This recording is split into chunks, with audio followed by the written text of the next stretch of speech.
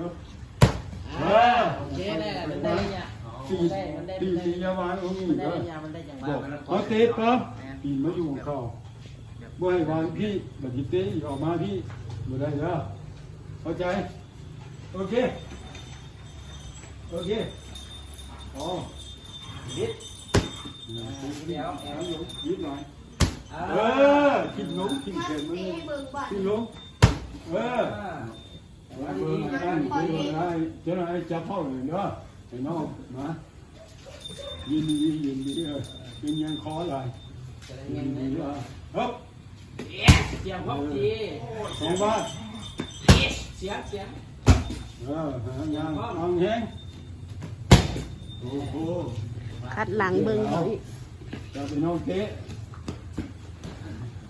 หางยางไว้ยางบังไอ้จูเนี่ยเยอะล่างนี่ อยู่ไหนล่ะ ขึ้นเด็กสบายเมื่อกี้ไม่มีว่าจังว่าอย่าไปก้อนทำอีกใกล้ละปุ๊บโอ้ยท่านแก้วนี่ยังโอ้โหโอเค